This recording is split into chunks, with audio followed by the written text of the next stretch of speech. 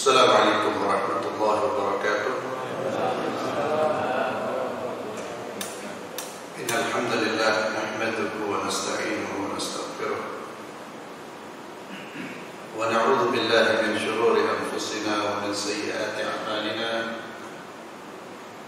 May yahdihillahu fala mudilla lahu wa man yudlil fala hadiya lahu. Wa asyhadu an la ilaha illallah wahdahu la syarika lahu. Wa asyhadu anna Muhammadan abduhu wa rasuluhu la nabiyya ba'dah wa ba'd. Para hadirin jamaah Masjid Ar-Rahmah yang saya muliakan, kita masih membahas tentang fadhailul a'mal, masih dalam bab zikir, terutama zikir dengan lafaz subhanallah walhamdulillah wa la ilaha illallah wallahu akbar wa la hawla wa la quwwata illa billah. Itu semua lafaz zikir yang diajarkan oleh Nabi kita Muhammad sallallahu alaihi wasallam. Semuanya bisa dirangkai menjadi satu wirid atau masing-masing dibaca secara sendiri-sendiri. Dirangkai satu wirid itu yang kita langsung membaca subhanallah alhamdulillah wa la ilaha illallah wallahu akbar. Itu memiliki fadilah dan juga bisa ditambah wala haula wala quwwata illa billah, atau dibaca sendiri-sendiri subhanallah subhanallah subhanallah subhanallah subhanallah alhamdulillah Allahu akbar Allahu akbar, atau la ilaha illallah, atau la haula wala quwwata illa billah. Semuanya memiliki fadilah dan keutamaan, dan kita sudah membahas banyak tentang keutamaan-keutamaan zikir secara umum dan juga zikir-zikir dengan lafaz-lafaz khusus yang diajarkan oleh baginda Muhammad sallallahu alaihi wasallam. Keutamaan membaca subhanallah alhamdulillah wa la ilaha illallah Allahu akbar ini juga termaktub di dalam surat Al-Kahfi ayat 46. A'udzu billahi minasyaitonir rajim. Al-malu wal banuna zinatul hayatid dunya wal baqiyatus salihatu khairun inda rabbika thawaban wa khairun amala. Yang artinya harta, ya, al-mal itu harta, wal banun dan anak-anak, zinatul hayatid dunya, itu semua adalah perhiasan kehidupan dunia. Wal baqiyatus salihat, dan yang kekal dari kebajikan atau amal kebajikan yang terus menerus, ya, yang keutamaannya, yang manfaatnya itu kekal, tidak hanya dirasakan di dunia, namun juga seseorang akan merasakan manfaatnya di akhirat, yang Allah sebut dengan al-baqiyatus salihat. Dan al-baqiyatus salihat khairun inda rabbika thawaban wa khairun amala. Itu lebih baik pahalanya di sisi Allah, serta lebih baik untuk menjadi harapan. Apa yang dimaksud dengan al-baqiyatus salihat dijelaskan di dalam hadis dari Abu Sa'id Al-Khudri radhiyallahu tabaraka wa ta'ala bahwa Rasulullah sallallahu alaihi wasallam bersabda, "Istaghfiru minal baqiyatis salihat." Perbanyaklah mengamalkan al-baqiyatus salihat. Qila wa ma hunna ya Rasulullah? Apa itu al-baqiyatus salihat ya Rasulullah? Nabi menjawab, wat tasbih walhamdulillah wala haula wala quwwata illa billah. Al-baqiyatus shalihat itu Anda membaca takbir. Takbir itu Allahu Akbar. Wat tahlil, Anda membaca kalimat tahlil. Tahlil itu artinya ucapan la ilaha illallah. Wat tasbih, engkau membaca subhanallah. Walhamdulillah, engkau membaca alhamdulillah. Wala haula wala quwwata illa billah. Kata Nabi, perbanyaklah mengucapkan kalimat-kalimat tersebut karena dia adalah al-baqiyatus shalihah.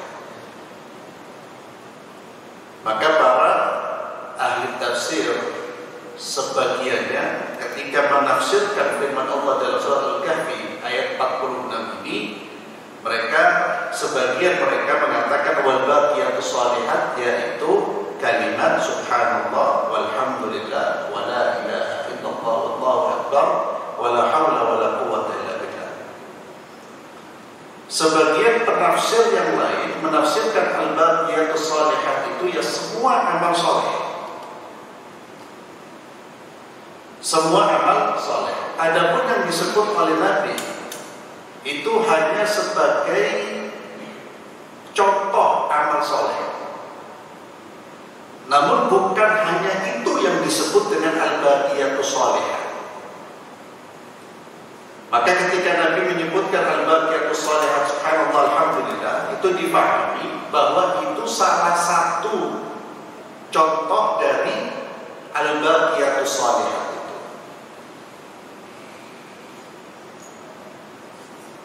Kenapa semua amal saleh itu disebut al-baqiyah? Karena memang amal saleh itu dia akan melahirkan pahala, manfaat, keutamaan bagi pelakunya, tidak hanya di dunia, namun juga Allah simpan pahalanya di mana? Di akhirat. Semua amal saleh kita, selama amal tersebut kita kerjakan karena Allah, niat kita murni karena Allah subhanahu wa ta'ala, amal saleh itu kebaikannya baki, awet, lestari, tidak hilang. Bahkan dengan kita meninggalkan dunia, amal-amal soleh kita itu tersimpan di sisi Allah, yang nanti akan Allah berikan keutamaannya, ganjarannya ketika kita berjumpa dengan Allah. Makanya disebut al-baqiyatus shalihah. Itu kata Allah khairun, lebih baik di sisi Allah. Dan itulah yang seharusnya menjadi harapan kita daripada harta dan anak-anak kita.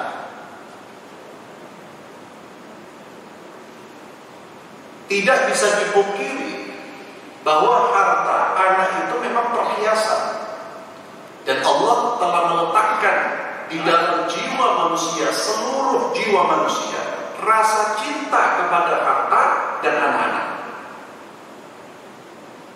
Maka mencintai harta itu naluri, mencintai anak itu naluri. Namun yang kemudian diingatkan oleh Allah, jangan sampai kecintaan kita terhadap harta kita atau kecintaan kita terhadap anak-anak kita menyebabkan kita kehilangan cinta kepada Allah subhanahu wa ta'ala, atau cinta kepada mereka lebih besar daripada cinta kita kepada Allah subhanahu wa ta'ala.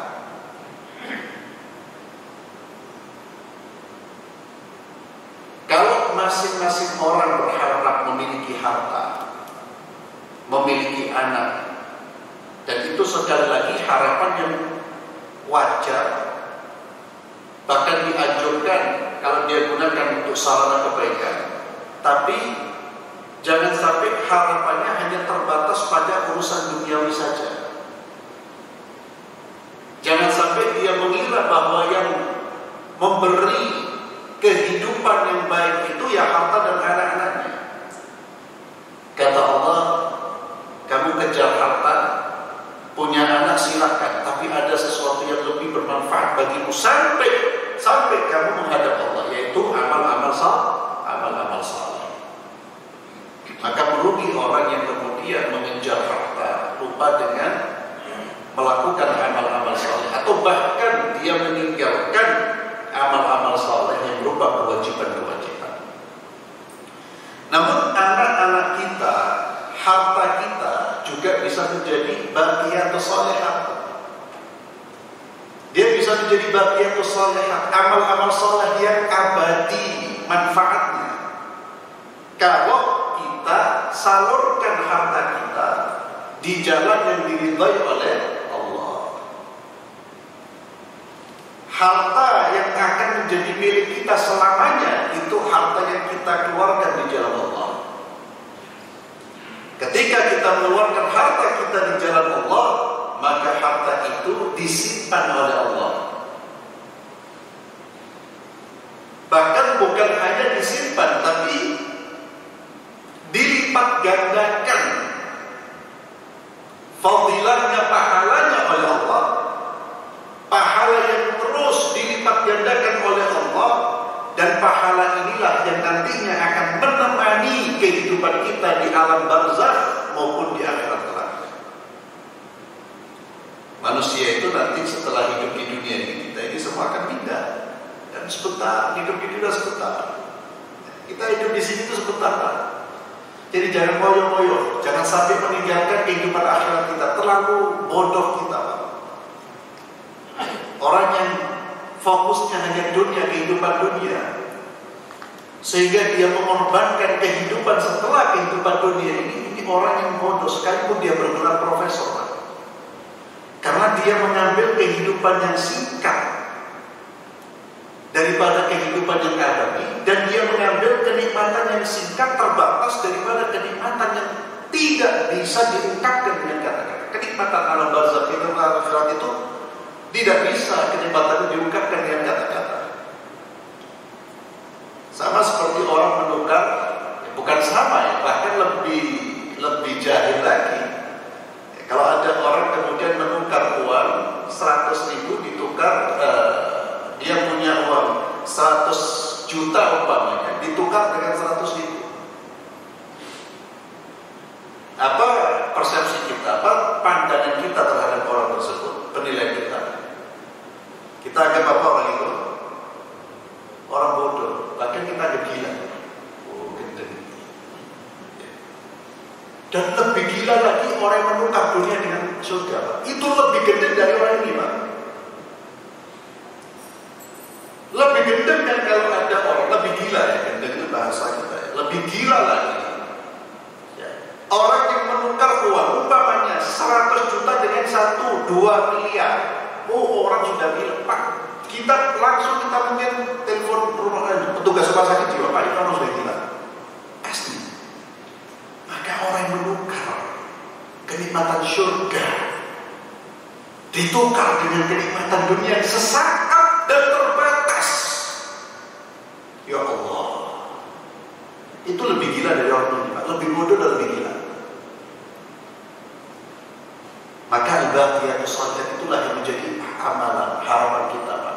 Mari perbanyak amal-amal saleh, amal-amal yang akan menjadi pendamping tatkala kita berada di alam barzakh. Dia terus menemani kita. Kalau dunia ini, Pak, ketika kita wafat, tak akan menemani kita. Jadi royokan, Pak. Jadi bahkan terkadang menjadi sarana timbulnya fitnah di tengah-tengah keluarga kita. Tapi kalau amal saleh terus akan menemani kita, itu disebut al-baqiyah, yang selalu tetap baqi. Maka orang cerdas itu selalu dia memperbanyak al-baqiyatus shalihat, di antaranya wirid dan zikir. Di antara wirid dan zikir yang diajarkan oleh Nabi Muhammad SAW, ucapan subhanallah, alhamdulillah, wa la ilaha illallah, wallahu akbar, wa la hawla wa la quwwata illa billah. Diulang-ulang terus. Maka kata Nabi, istighfar. Harta bisa menjadi bagian besar salurkan di jalan yang benar. Cara mendapatkannya benar, disalurkan di jalan yang benar, maka dia akan menjadi al-baqiyatus shalihah. Amal-amal yang nanti manfaatnya itu akan terus-menerus kita rasakan. Begitu juga anak akan menjadi al-baqiyatus shalihah kalau dia menjadi anak-anak saleh. Mudah-mudahan Allah Azza wa Jalla jadikan putra-putri kita menjadi putra-putri yang saleh dan saleh.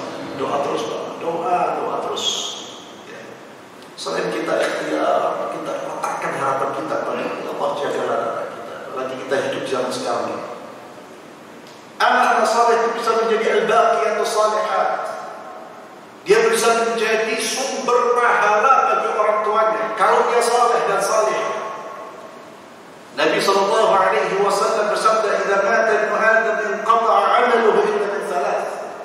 Jika anak Adam wafat, maka terputus kesempatan dia untuk menambah amal saleh kecuali dari 3 hal. 3 perbuatan, 3 amalnya yang akan terus melahirkan pahala sekalipun dia sudah tidur di alam barzakh. Bukan tidur, hidup di alam barzakh. Karena kita ini tak pernah nanti, roh kita akan berpindah, jasad kita yang wafat. Dan kita ini akan selalu hidup dari kehidupan dunia kepada kehidupan, berpindah kehidupan di kehidupan barzakh, kemudian berpindah di kehidupan akhirat. Jadi ini perjalanan, Pak. Kita masih jauh perjalanan kita. Tapi perjalanan yang jaraknya paling pendek ya dunia. Perjalanan kehidupan yang paling pendek itu dunia. Ini yang harusnya terus menjadi kesadaran kita, Pak. Hati-hati. Antum yang punya jabatan, kekuatan, kekuasaan, ingat semuanya akan kita tinggalkan dan akan kita bertanggungjawabkan di hadapan Allah. Dan itu hanya sebentar. Setelah itu pindah ke alam barzakh, terputus semua amalnya. Tidak bisa istighfar, tidak bisa mohon maaf, tidak bisa melakukan amal kebajikan. Tapi ada perbuatan-perbuatan yang dulu dia lakukan yang ternyata menjadi sumber pahala setelah dia wafat. Apa itu kata Nabi SAW? Shadaqatun jariyah. Sedekah jariyah dia di dunia. Sedekah jariyah itu sedekah dia menyedekahkan sesuatu yang manfaatnya itu apa? Berlangsung. Yang manfaatnya bisa dirasakan oleh manusia dalam jangka waktu yang panjang, dalam jangka waktu yang lama. Di antaranya wakaf. Antum sedekahkan harta antum pembangunan masjid. Setiap kali ada orang sholat, Pak, pahala itu ditransfer ke rekening kita. Dan pahala itu lebih mahal dari rupiah ya, daripada rupiah, dolar, dan dunia dan seterusnya.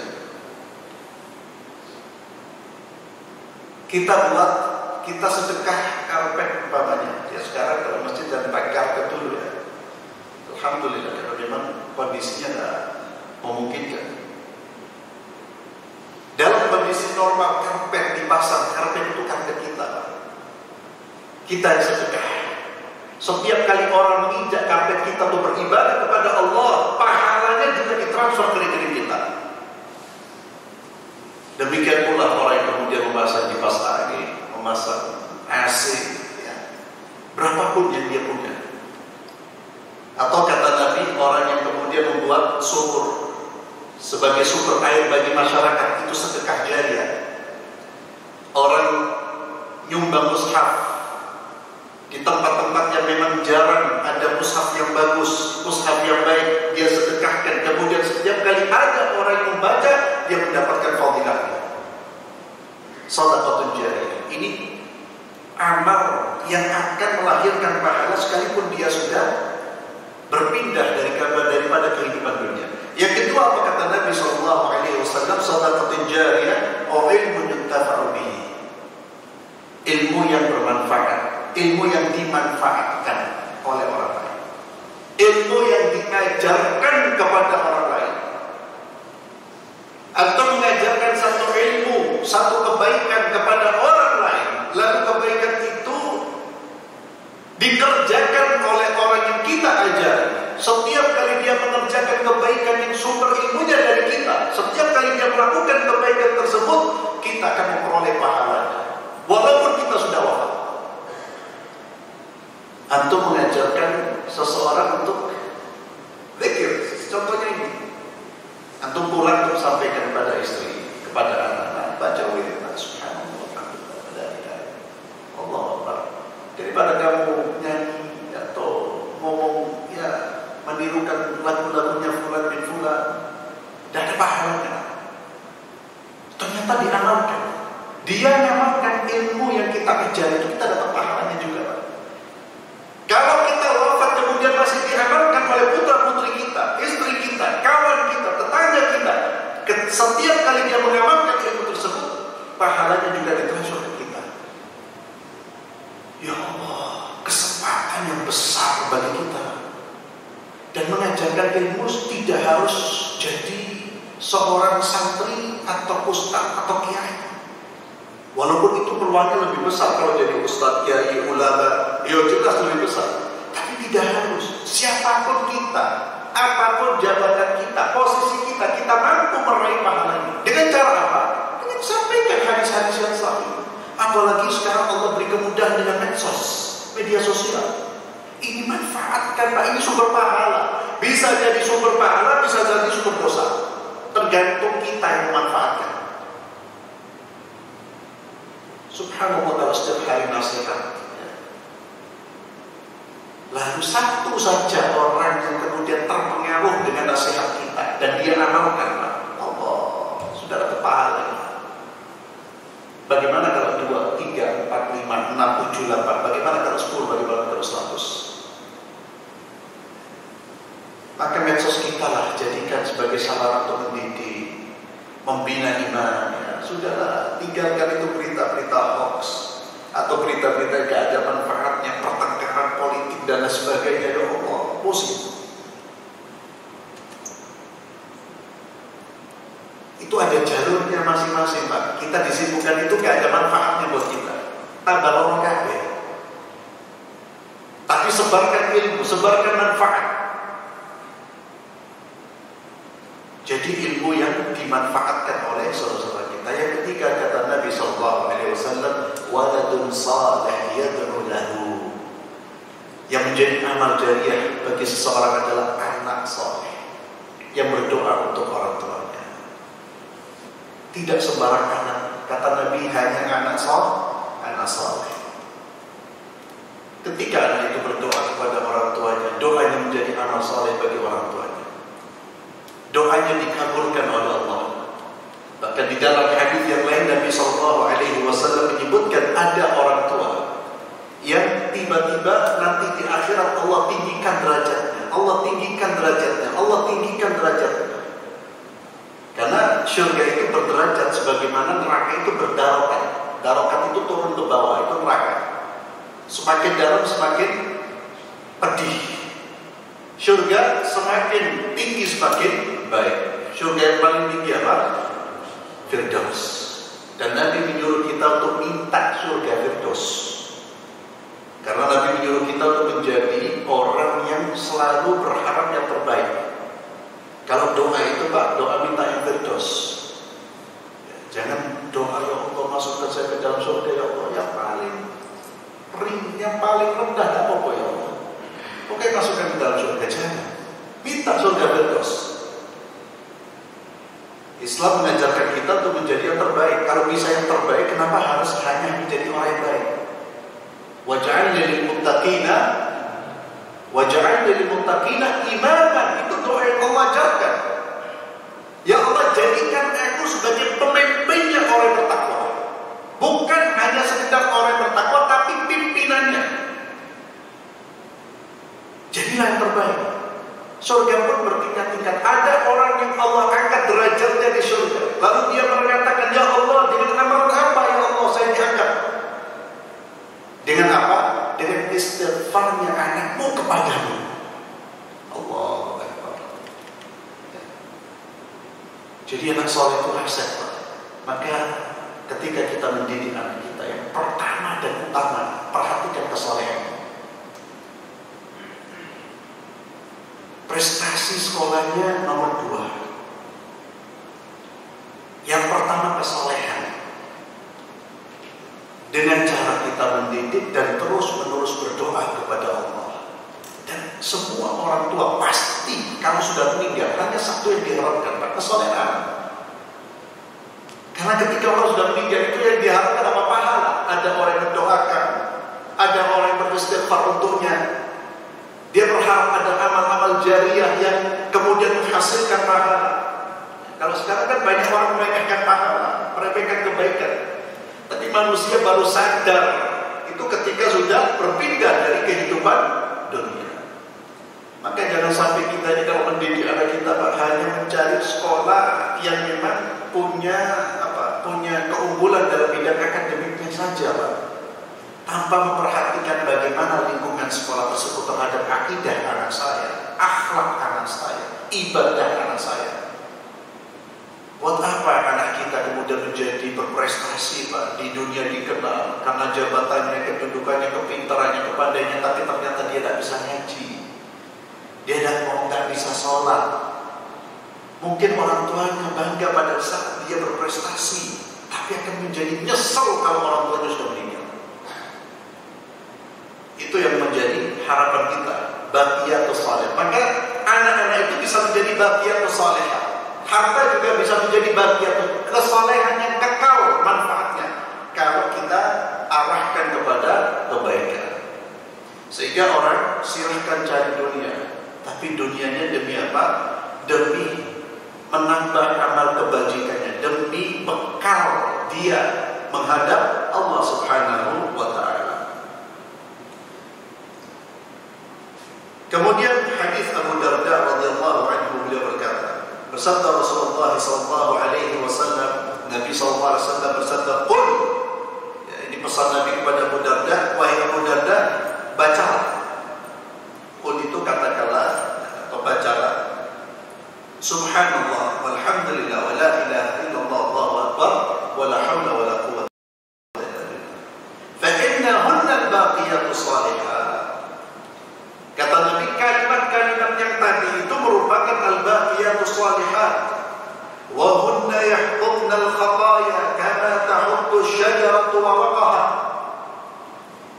Dan kalimat-kalimat tersebut dapat menggugurkan dosa-dosamu sebagaimana daun berguguran dari sebuah pohon. Wa hunna min kunuzil jannah. Dan kalimat-kalimat tersebut termasuk harta karun yang kita peroleh, yang kita petik di surga kelak. Itu menjadi kanzun, harta karun nanti di hari kiamat itu. Hanya mengucapkan apa? Subhanallah walhamdulillah wa la ilaha illallah wallahu akbar wa la haula wa la quwwata illa billah. Ya Allah, betapa besar rahmat Allah kepada kita. Allah syariatkan amalan yang ringan tapi sangat berbobot, sangat besar pahalanya. Maka merugi ma'asyiral muslimin kalau kita ini lisan kita kering dari zikrullah. Rugi, khasar, nyesel kita, Pak. Dan memang inilah yang diharapkan oleh syaitan. Syaitan itu kalau tidak bisa membuat kita berbuat syirik kepada Allah, akan membuat kita bermaksiat kepada Allah. Kalau tidak bisa membuat kita bermaksiat kepada Allah, kita dipalingkan dari keutamaan-keutamaan dan berbuat dosa, tapi meninggalkan banyak fadilah. Maka kita lihat ada orang yang sholat, masya Allah, sholatnya dia jalankan sholat wajibnya, tapi kemudian jarang lirik, lebih banyak ngobrolnya, lebih banyak kalam-kalam perkataan-perkataan yang tidak manfaatnya, jarang membuka Al-Quran. Dan itu salah satu godaan syaitan yang diharapkan kalau dia sudah meninggalkan keutamaan-keutamaan, yang diharapkan apa? Akhirnya merembet dari meninggalkan kewajiban. Itulah mengapa kalau kita membaca ulama-ulama kita itu kenapa membenci apa yang namanya musik dan nyanyian. Kenapa? Karena itu memalingkan orang dari zikrullah. Itu yang membuat dibenci. Itu yang membuat dibenci. Orang kalau sudah senang nyanyi, Pak, coba kita kan, kayak jangan orang, kita lagi dulu ya. Kalau seneng lagu, menyanyi atau musik apapun ya, biasanya apa? yang sering kita ucapkan, yang sering kita senandungkan, yang sering kita dengar apa? Zikir atau nyanyian? Nyanyian. Kapan zikirnya? Kapan zikirnya? Ya kalau sholat, itu pun kalau khusyuk. Kapan zikirnya? Kalau diundang pada kematian orang, ojo yasin. Tapi setelah di luar itu, itulah yang kemudian ulama itu kalau kita baca banyak ungkapan-ungkapan mereka yang membenci. Kenapa? Karena mengalihkan. Dan kita lihatlah putra-putri kita, mungkin kita sendiri, coba lihat berapa lama mereka berzikir, berapa sering mereka berzikir, dengan berapa sering mereka menyanyi. Coba, sudah menjadi apa? Orang itu kalau keasyikan dengan, dan tidak hanya musik dan lagu ya, tapi semua hal yang sudah orang itu sudah senang itu nanti akan menjadi kebiasaannya. Tapi karena musik dan lagu itu kan mudah, bisa disenandungkan dimanapun. Kalau orang sudah senang itu bisa di sepeda motor, bisa di mobil, ya, bisa di mana-mana. Maka ini harus diperhatikan. Silahkan kita menikmati syair-syair yang indah, ya, kalimat-kalimat yang baik, silahkan Pak.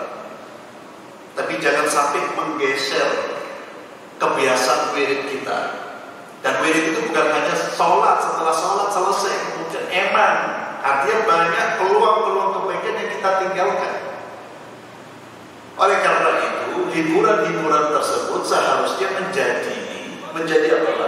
Menjadi hiburan yang waktunya itu berada di sisa-sisa waktu kita. Bukan sebaliknya, ibadah yang diletakkan di sisa-sisa waktu kita. Uripe hiburan toh, terus menerus hiburan. Nyanyi dari satu tempat ke tempat asyik. Nanti kalau sudah lelah ada masalah baru ini. Jangan harus dibalik. Namanya hiburan itu apa sih? Sesuatu yang menghibur. Kapan itu kan hanya diambil di waktu-waktu tertentu. Islam kemudian tidak menyuruh kita 24 jam subhanallah. Nabi itu juga bercanda dengan sahabat-sahabatnya. Tapi hal-hal yang seperti itu memang diletakkan di waktu-waktu sisa, bukan waktu-waktu utama yang kemudian menggeser waktu-waktu zikir kita. Ini sangat besar sekali manfaatnya. Ya, jadi sampai menggugurkan dosa-dosa kita. Dan sering saya ulang, ya, amal kebaikan yang menggugurkan dosa. Kalau ada amal kebaikan ini dia menggugurkan dosa-dosa kita. Dosa-dosa apa? Yang kecil, ya, atau dosa-dosa yang berkaitan antara kita dengan Allah. Itu bisa gugur dengan zikir, dengan zikir. Tapi kalau sudah sama manusia, tidak bisa dengan zikir. Harus, kalau dia mengambil hak seseorang, harus dikembalikan. Kalau orang tersebut pernah tersakiti dan dia mendengar orang itu menyakiti, minta maaf. Itu beratnya kalau kita berdosa dengan sesama. Kalau berdosa sama Allah itu Ghafurur Rahim. Salat menggugurkan dosa, zikir menggugurkan dosa. Kalau sama Allah itu lebih enak. Dosa kita sama Allah, tapi jangan diremehkan. Karena orang biasanya kalau meremehkan dosa, akhirnya takutnya sudah tidak ada kemauan untuk taubat. Itu bahaya. Karena hatinya sudah penuh dengan titik-titik hitam karena dosa-dosanya. Tapi orang berbuat dosa sama Allah, tinggal minta maaf sama Allah, istighfar, mohon maaf, minta ampun, selesai. Dan Allah pasti ampun. Tapi kalau sudah dengan manusia, tidak bisa ditutup dengan wirid seperti ini. Hatta kita wirid 1000 kali. Harus selesai. Karena Nabi SAW beliau pernah bersabda, barang siapa yang memiliki dosa kezaliman terhadap saudaranya, kata Nabi, falyatahallalhul yawm, hari ini sekarang minta dihalalkan, selesaikan. Tidak bisa ditutup dengan wirid-wirid kita. Selesaikan, kata Nabi. Di hari tidak ada lagi manfaat dinar dan dirham. Tidak bisa kita membayar Allah, ya Allah, ini loh dosa-dosa saya bayar dengan harta kekayaan saya. Kalau di dunia kita bisa menyogok hakim, bisa menyogok ini, bisa menyogok itu, kemudian kita bebas dari hukuman, di akhirat tidak akan bisa kita terbebas.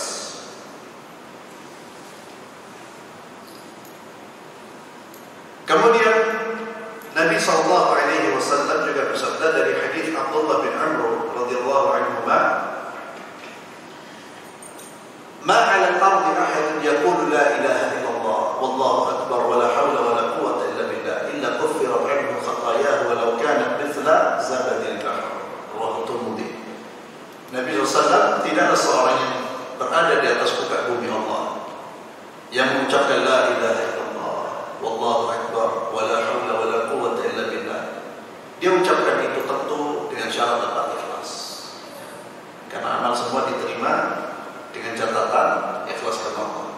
Dia mengucapkan kalimat-kalimat tersebut, kuffirat anhu khataya, Allah akan mengampuni dosa-dosanya walau kanat mithla zabadil bahr, sekalipun dosa-dosanya itu sebanyak buih di lautan. Dia banyak berbuat dosa kepada Allah. Maka salah satu cara kita menggugurkan dosa-dosa masa lalu kita, perbanyaklah zikir. Dosa-dosa masa lalu dia dosa-dosa antara kita dengan Allah. Melakukan kemaksiatan yang tidak termasuk kezaliman terhadap orang lain.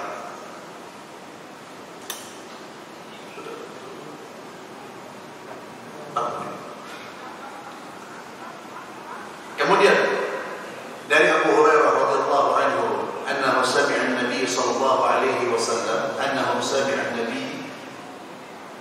Nah, Abi Hurairah radhiyallahu anhu sami'a an-nabiy sallallahu alaihi wasallam yaqul, man qala subhanallah walhamdulillah wa la ilaha illallah akbar wa la hawla wa la quwwata illa billahil aliyyil azim, qala Allah aslama 'abdi wastaslam. Siapa mengucapkan zikir-zikir tadi, subhanallah walhamdulillah wa la ilaha illallah akbar wa la hawla wa la quwwata illa billahil aliyyil azim, maka Allah merespon, Allah menjawab, sungguh hambaku telah berserah diri kepadaku dan dia telah menyerahkan dirinya. Karena ini memang kalimat inti dari Islam, inti dari iman, inti dari akidah itu yang ada di dalam kalimat-kalimat ini. Subhanallah, maha suci Allah, mensucikan Allah dari segala macam aib, hal-hal yang kurang. Allah maha sempurna. Walhamdulillah, menekankan bahwa Allah lah yang layak dipuji, bahkan seluruh pujian, seluruh kebaikan bersumber dari siapa? Allah. Ada orang berbuat baik kepada kita, Pak, berterima kasihlah. Ucapkan terima kasih atau syukran atau jazakallah khairan, tapi jangan lupa mengucapkan alhamdulillah. Kenapa? Karena yang menggerakkan fulan berbuat baik kepada kita, siapa yang menggerakkan dia? Allah.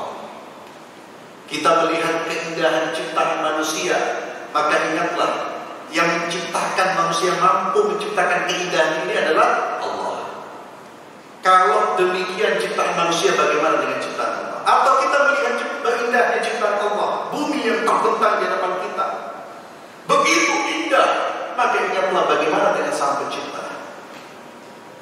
Kalau ciptaannya sudah begitu indah seperti ini, bagaimana dengan Sang Pencipta? Alhamdulillah, segala puji hanya milik Allah.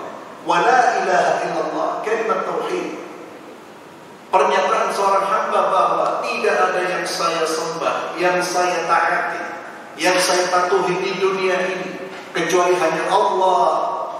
Tidak ada ibadah-ibadah yang lain kepada selain Allah. La ma'budu bihaqqi illallah, tidak ada Tuhan yang berhak disembah kecuali hanya kepada Allah. Wallahu akbar, Allah Maha Besar. Tidak ada yang lebih besar daripada Allah. Tidak ada yang lebih penting daripada Allah. Wallahu akbar. Semua makhluk itu kecil, Pak. Ini yang saya katakan, kalau zikir-zikir ini diucapkan dengan sungguh-sungguh dan diresapi, kita akan menjadi sosok orang yang betul-betul mentauhidkan Allah dan merdeka. Merdeka itu ya dia hidup sesuai dengan apa yang dimaui oleh Allah, dan dia